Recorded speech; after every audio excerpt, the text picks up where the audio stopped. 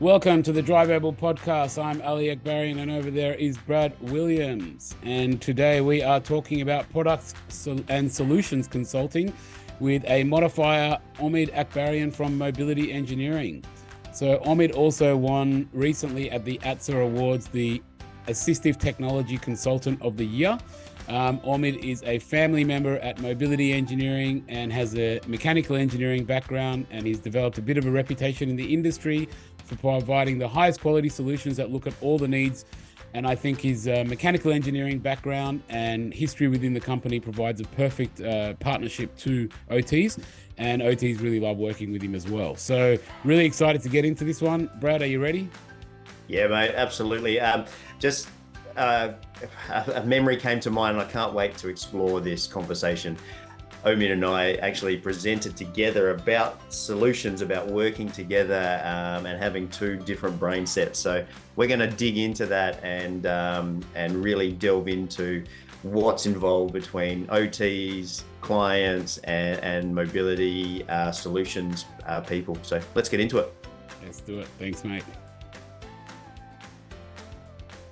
Welcome to the Drive Able podcast, where each episode you get to listen to two of Australia's leading professionals in the area of driving and community mobility for people with disabilities. In each episode, they interview drivers, carers, and industry experts and share the insider's guide to driving with a disability. Here are your hosts, Brad and Ollie. Hi, everyone. I'm really excited to get into today's interview. But before we get started, we just want to do a quick shout out to the sponsors that make this show possible, Mobility Engineering and Williams OT. This show takes a lot of time and money to put together. And we just want to say a massive thanks to our sponsors for helping you bring this podcast to you today. And we've actually got some Mobility Engineering royalty coming on today. So a massive shout out to Mobility Engineering for sharing us Omid today. Omid, how are you? I'm doing well. Thank you, Brad and Ali. Nice to meet you. Awesome. Can we ask you to introduce yourself and telling us a little bit about where you've come from and the company and how you got into your role within the company? Yeah, so as you said, name's Omid. Education-wise, I've done a bachelor's in mechanical engineering, and I've always had this, passion for vehicles, sort of motorsports and things like that. And working in mobility engineering seemed to be maybe a dream of mine, but then maybe also a dream of my father's. So this company was started by my dad many moons ago. And it was always just something, work within the family business. He was always for that. I kind of was sort of always for that as well. And it kind of fitted into some of my passions and hobbies with vehicles. So, starting in mobility engineering, I focused my role mainly on the automotive compliance side of things. So making sure that vehicles modified in any manner, whether it's converting a bus to a motorhome, upgrading GBM suspensions on four-wheel drives and things like that. I would look into the regulations and then see how that customer can have their vehicle compliant. And then throughout the years as well, our company was doing, disability conversions or, just conversions in general to vehicles. So then I would be the one that would actually inspect those vehicles, do all the photos, checks, and make sure that they're, one, meeting the compliance, but then also a little bit of a quality check as well. So then over those years, I was learning more and more about the mobility solutions and how you can adapt them to the vehicles.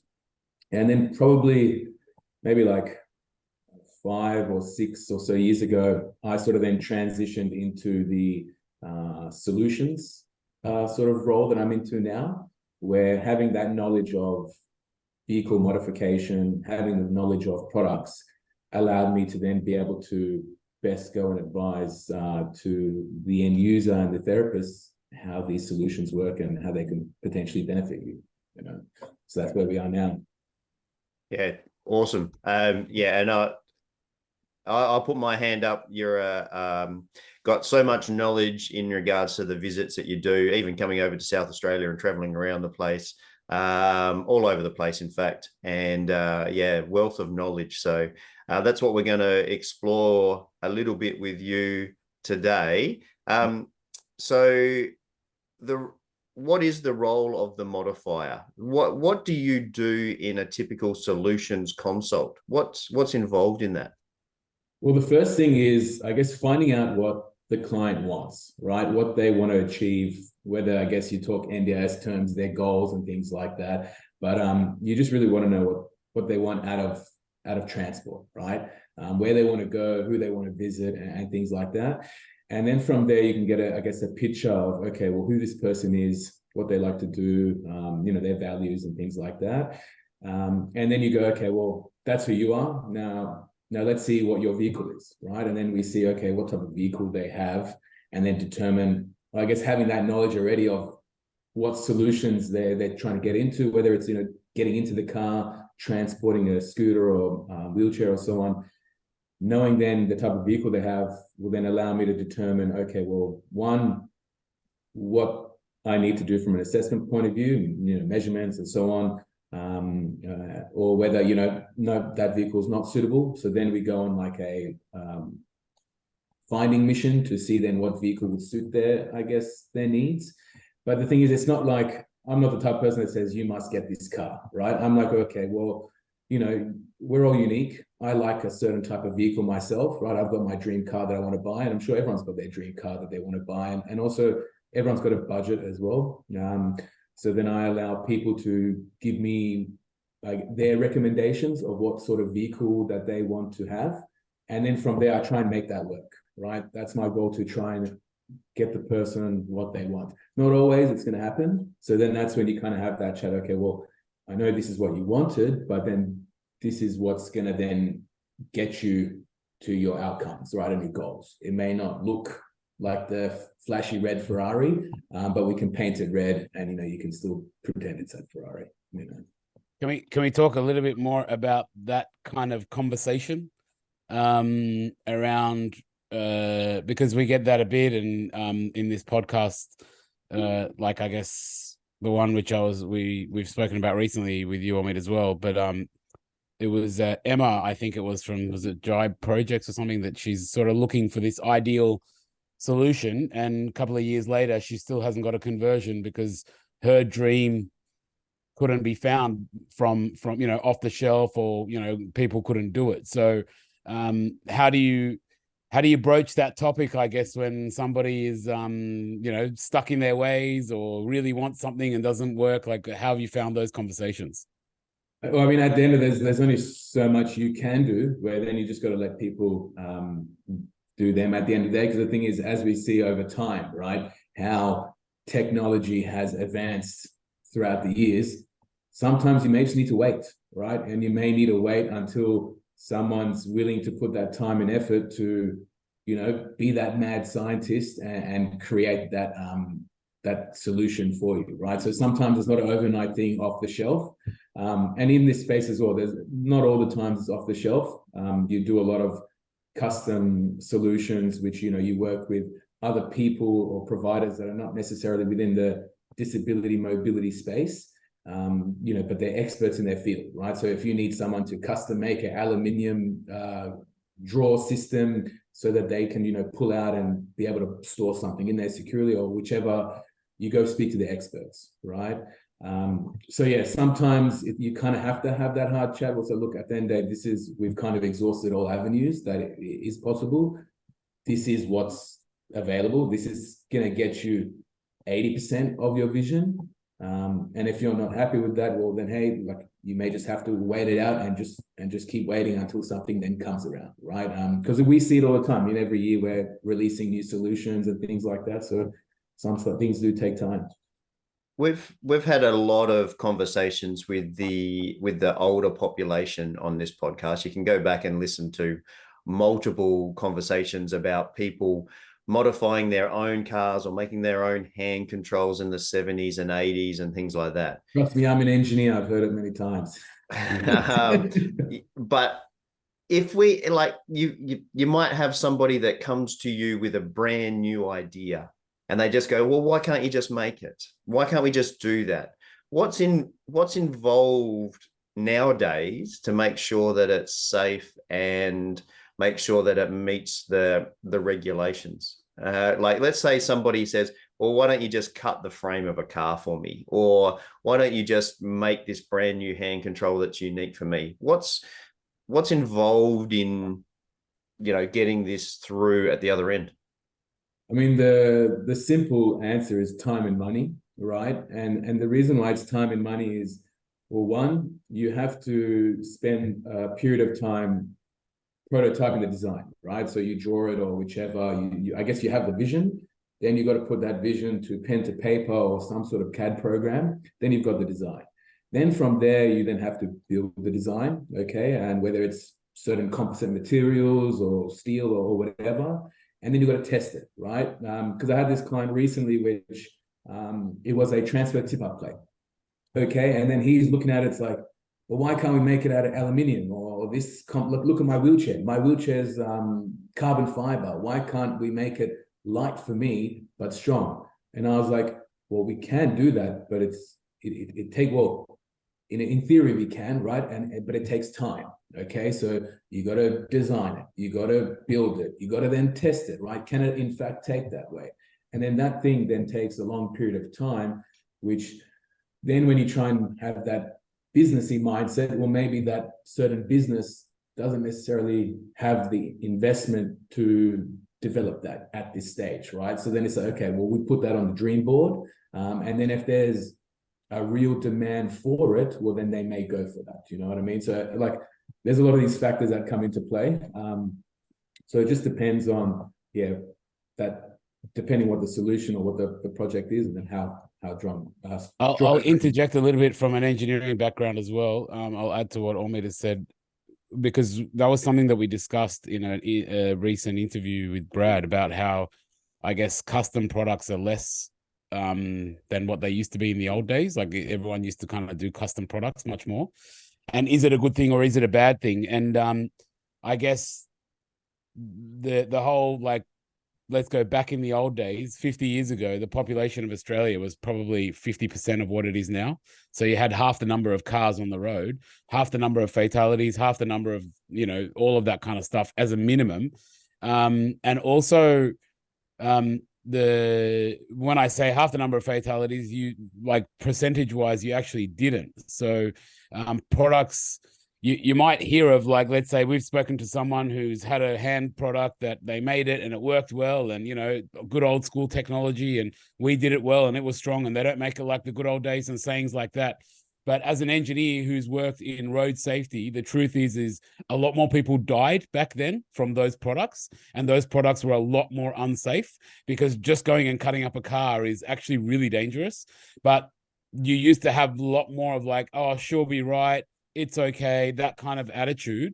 And also, because you had a lot less population on the road, the possibility of you being involved in an accident was a lot less. So in your mind, when you speak to someone who's from the 50s or whatever, and 60s, they got their car converted there, in their experience, it was like there was hardly any cars on the road. What are you talking about? It was great back in our day, etc., etc. But now cars are going 120 k's plus an hour, all of this kind of stuff. There's heaps more of them. So there's that kind of thing to understand as well, is that there is a lot of safety standards. So to build on what Omid is talking about, you've got to develop the product, and then you've got to test it, and that costs a lot of money, as compared to, you never had to do that in the old days. And I think also, like, funding may have, like, halted a little bit of that as well. So for example, if you want some custom solution, previously when there was no NDIS funding or things like that, the person would sort of pay for it themselves and be more of a driver. But then when you have to then go through NDIS, well, they're going to be like, well, this quote doesn't look, necessary for you. Why don't you just get this? Like, NDIS will be like, okay, well, we'd rather pay for this cheaper option, and you just compromise than something that we're going to have to pay, uber amounts of money. Or when I say uber, relative speaking. Yeah. If you're cutting the chassis or cutting, we had it where somebody wanted a brand new kind of cut chassis design. That requires a lot of engineering and a lot of safety testing and things like that, and it could be up to $100,000 worth of cost to make sure that gets through. And people need to understand that that's not something that NDIS are really going to want to pay for a one-off item, unless there's just no other way that the person can get out and about. I think NDIS will say, well, we'll spend $100,000 on taxi vouchers to help get you around the place, instead of $100,000 for a unique thing that, still might need extra cost because the engineering reports say that it needs this or that or something else changed in the design. So yeah, we're asking the government for money, and they've got their own requirements for how they're going to spend that money and share that money around. Yeah, very interesting. So I'm going to ask this one, Omid, and I'm interested to see what Brad has to think about this one as well. I guess hints and tips for working with OTs and modifiers. So stuff that you've faced from OTs, issues that you've had, what they can do to make everyone's life easier, and vice versa, what you can do to make their life easier, what you think? Yeah, I mean, just like it's when I do some of these sort of education sessions and in-services and things like that, I always sort of mention just working together from the start, right? So don't go and spend all the money and do the prescription for like a wheelchair and all these home mods and things like that. And then once that's all done, then consider the vehicle and realize, oh, crud, we can't use the vehicle, or getting a new vehicle is going to be too expensive, or so on. When, if at the beginning everything was considered, okay, transport and stuff like that, then the client would have had the expectation of, okay, well, this other wheelchair or whichever solution may have a little bit less function than that one, but I'm happy with that because it means I can travel or go out with my car. Whereas now that they're sort of sold on this flashy design or whatever, they're not going to want to now go back to something lesser, right? Or in their eyes, I guess, lesser. So just making sure that you're sort of thinking of all aspects of the client's needs at the beginning, and then kind of then getting the information, like, so for example, contacting someone like me, hey, this is what we want to achieve. What are your recommendations? Okay, bang, bang, bang, bang, bang. So then you can work on a plan to then tackle, okay, well, we'll get this sorted first, then this and this, and we know what we're needing to get sorted. But then also like not being sort of afraid or burnt from a previous client to then not help the next client, right? So I've kind of heard the comments or seen, oh yeah, no, that's too hard, or it didn't go well with this other client. But then when I speak to other clients of similar scenarios, they get things funded, right? And then I'm like, well, that still makes sense. How come this person to go through? And sometimes, like, not to sort of throw any in like OTs or anything under the bus, but it's just like, yeah, it may be hard or whatever, but just go for it, right? I'm kind of that's maybe just my personality as well. I'm like, I don't like to take no for an answer straight away. I like to try and exhaust all options. Don't just go on the first Google page. Go to like the 30th Google page as well. Try all the different avenues. And then once you've sort of exhausted everything, then it's like, okay, well, hey, at least we tried, right? But just because you had one bad experience with one person doesn't mean the rest should all be like that.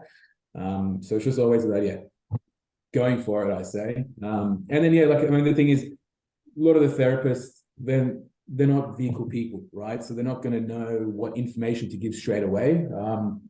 So just at least having that first contact and then understanding, okay, well, this is what we want to achieve. What do you need from me? Or, do you need to speak directly with the client and get that information? And then getting that information to then go, okay, well, are we going to go to that next stage of in-person assessment? Or is it, not feasible, and, we have to sort of call it quits.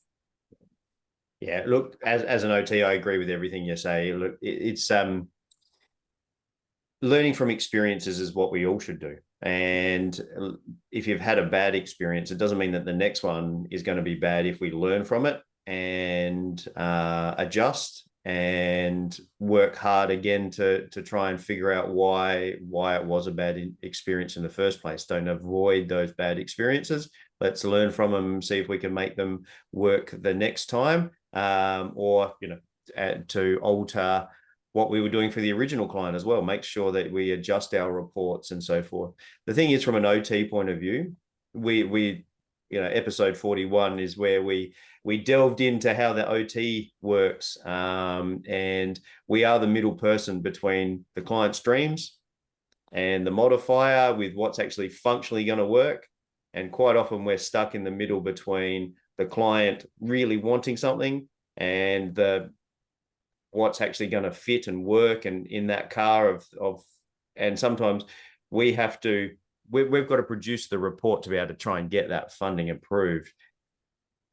You're the spokes. It's not so easy sometimes. What was it, the hub and the the spoke? thing is, we also internally look at that as well. Like, so for example, we've had situations where NDIS has knocked back a solution, right? And then it's just a simple thing of the therapist not including that fact that product or solution could do these extra things, right? So then now we then go back and, okay, well, when we do our reporting, we add these extra features, right? And also we're always learning as well, right? So, okay, well, now maybe we got to create like a special type of spec sheet or something for this solution group. So then that way, if that's the solution that client and therapist have agreed on, well, then this is the extra information you need to know. So when you're doing those funding reports, you know that, okay, well, NDIS is going to come back and say this, because they got their tick boxes that they have to just tick, and then you say, well, hey, here's that information you just need to tick, right? So yeah, it's, I guess, all working together to understand the system in a good way, right? Sounds good. We're going to ask you what other tips and hints you might have, but from what I'm hearing, you've got to form a really good relationship, OT and modifier. From an OT's point of view, the OT needs to form a really strong relationship with the modifier to really get into the nuts and bolts with why this would work and why this wouldn't work and why it would work in this car and maybe not that car, and what type of process you have to go to make it fit and work and so forth. Why would you go for a turnout seat versus a cut floor rear entry of for a wheelchair rolling in? Because so many times NDIS delegate goes, well, why don't we just do a wheelchair conversion compared to a turnout seat? We get that feedback all the time. And that's, those objection handlers should be in the original report from an OT point of view. But it's not about OTs. We're talking about modifiers and the modifying side of it all. What's some of the best prescriptions you've ever done, Omid? What's some things in your memory that stand out and you just go, geez, I was proud of that. That was awesome. Well, there's one recently, this lady where she's been in a wheelchair for 13 years, right? Sort of paraplegic. And she's been traveling in a wheelchair access VW Caddy for that time in the rear. And she's usually traveling with one or two other people, right? And she's a very outgoing lady as well. And I was sort of called to see if there's any different types of transfer solutions available for her, because she just wasn't really feeling comfortable in the wheelchair access. She could feel every bump and things of the road, and it was never really what she wanted. And we trialed the tourney seat, but then she didn't really have the strength to transfer onto that. And we trialed the Key V person lifter, right, which is sort of a low-cost transfer solution, which take apart sling hoists. You probably see them in like hospitals and things like that. So it fits to the front passenger seat. And then, we tried that. It worked well for her and a carer. She was happy because she was able to use the remote. And then I let her go for a drive for an hour with the carer in demo car. And she loved it. She was over the moon. She was like, oh my God, like the first time in 13 years, someone has actually asked me what I wanted. And like, which was kind of weird, because I was like, well, what do you mean? She's like, yeah, well, when you came to do the assessment with us, you just asked me what I wanted, and I wanted to sit in the front seat, and that's what I wanted to do. And then you tried to make that a reality for me, right? And possible. And she's like, ever so grateful. I'm like, okay, that's what you just normally do. Ask someone what they want, and then you make it a thing. So she's a really lovely lady. So that's one of them. Another one was actually in early days. This older gentleman, it was for his partner, so they're probably in their 70s. And she was in her home, so he would always go and visit her and things like that. But he wanted to be able to take her out on, the beach or wherever, and he would use like this portable step and like those Stereosteady things, and just always a headache. And I did the assessment, and I told him that the Turning Evo was the solution for him, and that's what suited his car, right? But then he was really adamant on the turnout, which is this version of the swivel seat that just rotates out, does not lower, right? But his car was a little bit higher, that he needed the Evo, but he was very focused on the cost, right? He was privately funding it and so on. And I was like, look, you got to understand that there is that little bit of a height difference to sit in. And then he was like, fine. But then he came back later, and his wife had a fall, right? And then he was like, look, you're right. Let's go with the Evo. And we did some things, changed it out. And then like a week later, I was in the workshop when we were doing a lot more conversions back then. And he sort of came into the workshop with a bit of like this sad look on his face. And he put his hand on my shoulder, and I was like, oh, what's wrong? I was a bit confused. And then he's like, it's brilliant. And I was like, what do you mean? Like, he's like, oh, it's the best thing ever. And then he brought his camera out, and he showed me photos of him taking his wife to the local park for the first time in like 5 years or something like that. And he was happy, she was happy. So yes, that was really like one of the first moments that I was like, okay, wow, like I'm actually making a difference in someone's life, right? I'm just here knowing about the products and the vehicles, but then just that little enjoyment he had of going to the park with his wife, using the camera and taking photos was yeah, pretty cool. And then it kind of, I guess, gave me the spark to keep going. And don't get me wrong, like you don't always win, right? There's been times where we've got it wrong, right? But then sort of own up and try and then work to get a resolution, right? Or a solution for them. And then the thing is, that's what's, a bit of a plug for mobility engineering, that the team here, they're really good at sort of getting together and then figuring out, okay, well, yep, this was a mistake, but this is the client and this is what we need to try and achieve. Let's put the heads together and the tools together and then get a solution. So, and then, then you have some positive outcomes out of that, So yeah, they're kind of like, I guess, the two. That's really cool. Very inspiring. Do you have, before we finish off, to get to those outcomes, those positive outcomes, do you have any of your own tips and hints for overcoming some of those NDIS barriers or working relationship barriers with OTs or client barriers, any of those barriers at all? What would be your top tips or hints for working with a modifier? It's clear communication. I think also like from both parts, like our part as well, like in the past, I'm still growing as a person, right? In my work life and personal life. And in the past, I've noticed it hasn't gone well when haven't communicated fully. What's the situation? What are we working towards? And then, and the outcome. So just always having that, clear understanding with the client that, you're not left alone. We're here together, and we're trying to, work on the outcome together. And it's just, having that understanding that we're not letting go, sort of a thing. So the communication is always a big thing. Just make sure everyone's on the same page. And then other things is, not too sure. It's stumped. I think the communication is huge. The communication is absolutely vital. I mean, the OTs need to know what to put into their report, talking from an OT point of view. And unless that's clearly communicated of what can, why we're choosing this, then we can't put it in a report. But also the client needs to know too. The client needs to know why this over that and so forth. Like I guess with communication. Sorry, I forgot that part of it. Yeah, like I mean the thing is, with the solutions, you kind of will always try and provide all that information, right? What the pros are of the solution, but then also what the cons are, right? The thing is, I find that you have to know what the negatives of the solutions can be for that person. So then for you to be able to kind of write your reports, so then okay, well, there's this solution that these are the pros, these are the cons. There's this one, which are the pros and the cons, but then you got to then do that sort of balancing act of, okay, well, which one outweighs the other to then know. And I always use the C word, which I don't know if it's been said here before, but compromise as well, right?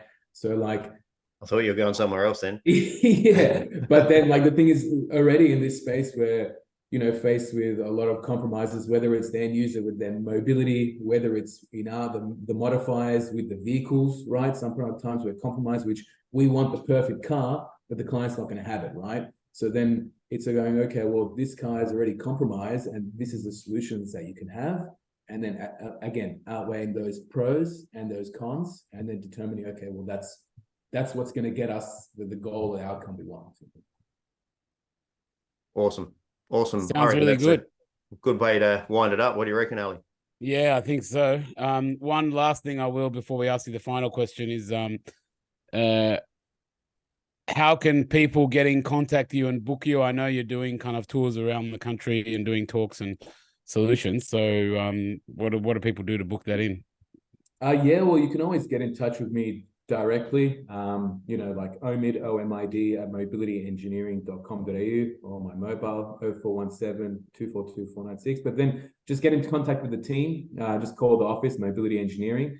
And then we've got the channels to get in contact with me because, yeah, as you say, my role within the company is, you know, out and about doing these education sessions, going to clients' homes and assessing. So, you know, I'm not always at the office, right? I'm always out and about on the road. So sometimes, I mean, that's the one thing that I guess I don't like about my job is not having enough time, right? I wish I had more time in the day to get back to more clients, to spend more time with clients, but it doesn't happen. So that's one of my challenges is just managing time and expectations, unfortunately. So sorry to all you people that are still waiting for replies. I'm getting there. All right. On that note, before we wind up, we ask our guests one final question. And before we ask the final question, we just want to quickly acknowledge again the sponsors who make the show possible, Williams OT and Mobility Engineering.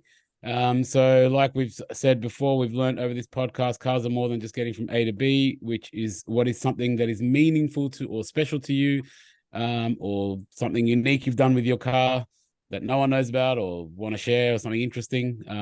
Yeah, let us know. Well, yeah, I've probably done many things which probably, yeah, definitely wouldn't share with the vehicle. But to be honest, I think driving, actually just getting behind the wheel and driving, it was pretty special because, yeah, not too long ago in May, I had a motorbike accident where I was riding a motorbike and a car hit me from behind. I ended up fracturing my T12 compression fracture, and then my fibula as well, got a clean break. I guess nothing major in a sense when in the space we work with, you know, I'm fortunate enough that I'm still able to walk and, you know, back pains and so on. But then having to be the passenger during those times when, again, my job requires me to drive everywhere and so on, I realized how much I miss driving. And, you know, I was grateful that my mother, she was able to take me to appointments and things like that. But at the same time, I didn't like her driving, you know, and then that day when I was able to get back behind the car, I was really happy, you know, and it was really exciting to be able to be in control of the vehicle. Because as I said before at the beginning, right, my passion is motorsport, vehicles and things like that. So I prefer to be the driver, not the passenger. So that was really a bit of a recent opening or awakening, I guess, you know, so. All right, mate. Huge thank you to you. We will put the contacts for Mobility Engineering down below, but also for yourself. So make sure you check out the show notes if you want to get in contact or find out when Omid's coming around and doing solutions in your areas. Always also find him at all of the expos around the place. He travels all over the place. He goes to the ATSA expos, here, there, and everywhere. He does special solution trips around the countryside, including South Australia and over to Perth, all over the place. Everywhere. I go. I don't think he's ever home, really. I'm a rock star, you know. I go everywhere. Go everywhere. Yeah. So make sure you get in contact if you want to know when he's near you next. Massive shout out to you. Thank you very much for your time today. Thank you. That was really good. And make sure you stick around, everyone, because Ali and I are just going to do our top 3 takeaways, our little snippet at the end where we just reflect on some of the key points that were said. So hang around after a little music break. But as we go into that, again, thank you, Omid, for your time and energy today. Thanks, guys. Yeah.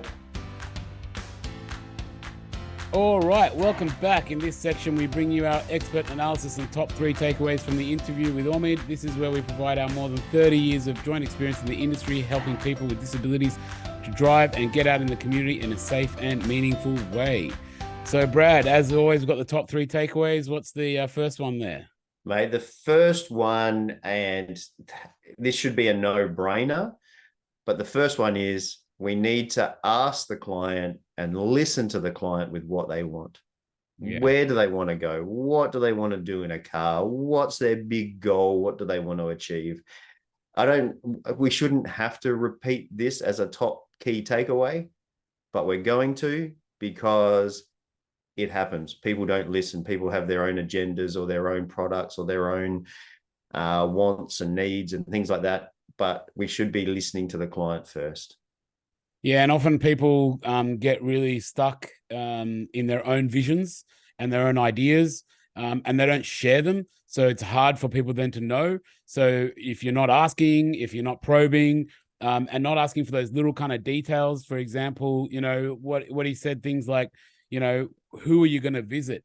So for example, I thought that was a good one, because you might want to go and visit, let's say, an auntie somewhere that you really love, and they've got a really steep driveway and your product wouldn't work there, right? And so you went and get all this funding and you go to make that trip. Oh, it didn't work. So it's kind of like asking all of those little extra questions. What are you doing? Where are you going? How are you wanting to live your life? It's not just about what's going on now. And I think I want to push that onto the next lesson a little bit, because you could be stuck in your ways. But I really loved how Omid introduced us to a new C word, and that's the compromise C word. And Not I thought it was pretty cool how he used that word, because obviously compromise is a bit of a taboo and a bit of a sensitive topic in our industry. And we've got all these people with all their ideas, like you've heard myself, Mr. You know, I know everything engineer, tout my expertise. Mr. Brad over there, I know everything OT, tout his expertise. So everyone's got their own, you know, ways, and we need to learn that ever, you know, ever important word of compromise. I thought that was a really, really good point. Yeah, and it's for everybody, including the client as well. So we have to find a common ground and weigh up all the pros and cons between this and that and something else over there, and figure out which one, with all the compromises that come through all those pros and cons, one, maybe a small tweak or a small adjustment can make a world of difference. So compromise the original product maybe, or the client has to compromise a little feature to be able to get the maximum outcome. And the OT might need to compromise in regards to what they're recommending or to try and find the best solution as well. So yeah, the C word, compromise. Yeah, like I guess philosophically also, when I think about all these conversations that we've had and all these podcasts we've done, the people that have had the most success are the ones that talk about building a good team of people, right? Hasn't that come through over and over again? So if you're working in a team, like I guess this part is may come across a bit controversial to the end user, but if you're in a team at the client, it's actually not just about you either. It's about everyone in your team. It's about the OT and the modifier and the client. So it's not just, I want this and I'm going to get this. It's, well, I've got this team. Is the whole team happy with this whole thing? So yeah, it's like, it is choice and control of the client, but they are part of a team. The people that are the most successful are the ones that are working with the team, and the team requires a level of compromise to move forward. Before we move on to our third takeaway, the other C word, and he actually mentioned it, it's communication. And it goes along with this compromise. We need to communicate really clearly so we're all on the same page. Yeah. So we can all understand why this, why that over there as well. Communication and compromise, 2 C words to take away. Yeah, and that's something which, like I guess personally, I've seen Omid do, and he's really good at the explanation of the compromises from the engineering point of view, and getting people to kind of black and white understand, look, it's either this or that. And you know, so yeah, I think he's pretty good at that, and maybe that's probably why he's won those awards. Yeah. Exactly. He didn't want to mention them, but we're gonna mention it for him. He's an award-winning modifier and solutions person. So he's He's got communication. He's got that ability to communicate and listen to people. He's amazing. So third takeaway. Look, this one, it not just OTs, I think modifiers as well, but it's about it's to be honest, it's the industry. Don't get burnt or lose hope from negative stories or negative results, or I heard this person didn't get it, or I heard it's too hard to get these through. But it's easy to get these through. This comes from both modifiers and OTs. Sometimes I know OTs get a bit of a bad rap for this, but modifiers are just as bad, if not probably worse, to be honest, because sometimes modifiers just have a set product that they can sell. And for example, I've spoken, I was just speaking offline with a salesperson of a modification company. I'm not going to mention any names, but this particular person was expressing a bit of frustration at their boss that kept telling them, just sell this one product, this is all we've got to sell. And then they kind of convinced their boss to bring some more products on. And then she was basically saying how great it is to be able to have more products to be able to sell, because she can see that it's not just one product, but she was kind of being stuck pushing that one product, even though it wasn't the best. And also she had her product was a lowered floor product, and they had a pretty good, like we've spoken before, they get across the line pretty easy because there's been a lot of them done and NDIS is familiar with it, but they may not always be the best solution. So that's kind of where, modifiers can get a bit of a, I guess, stuck between a rock and a hard place, and OTs and so on. But it's about don't get burnt, just keep pushing for the right thing. Yeah, and Omid mentioned it, and we've had it before. It can be really easy to just go, you need I don't know, let's pick a car, Kia Carnival, you need to have a lowered floor, and you need to, and it's able to take a wheelchair in and out of the back, because it kind of covers all the solutions and meets all of the needs for the NDIS. It's easy to prescribe. Everyone kind of knows about it. But we heard it through the story with Omid about how delightful it was for this lady to be able to sit in the front of the car. There's also other times that we've spoken about it on this podcast and spoken to other people right back at the start. And Ali, you probably remember her name, with her daughter, and she gave us the hint about. Sorry, Dee and Leanne. Yeah, that's right. About sitting in the front seat as well. It's about understanding the product, understanding the wants, understanding the needs. And if you're really advocating for it, it's about making sure that communication is done to all the right people to say that this is the best solution for all of the person's needs. And really understanding that and really advocating for that. And if it doesn't get through the first time, look at why it didn't get through, understand why it didn't get through, learn from your mistakes, and try to do another application or understand it for the next person, for sure. The story that just came to mind was Leanie, fighting for years just because she wanted what she wanted, and she got it, but she had to fight, and didn't give up. So yeah, you just might take a bit longer, but don't lose that hope and just keep pushing for what you really know you want, if that's what you really know that's what you want, and working with that team to get it done. So All right. As we wind up this episode, we want to give a shout out to our sponsors that make this show possible, Mobility Engineering and Williams OT, for helping you bring the interview today with Omid. Williams OT Driver Assessments and Rehab offers all the pieces of the puzzle to assist people with disabilities to reach their driving and community mobility goals. And Mobility Engineering is a team of passionate and dedicated people focused on bringing Australia's largest range of suitable transport solutions for all walks of life. And we saw that today with Omid, and a huge thank you to Mobility Engineering and Omid today for discussing. You can see his passion coming through. Absolutely. And we really thank him for it. Thanks very much. As we say in every episode, the advice provided in this podcast is general in nature. So if you've got any questions about what can work for you, make sure you get in contact with your local OT or mobility dealer and set yourself up with a trial. Make sure there's really good communication, because trials really do put you in the driver's seat. And that's it for today. Thank you very much, Brad. We'll see you next time. See you next time, mate. Bye. for listening to the Drive Able podcast with Brad Williams and Ali Akbarian.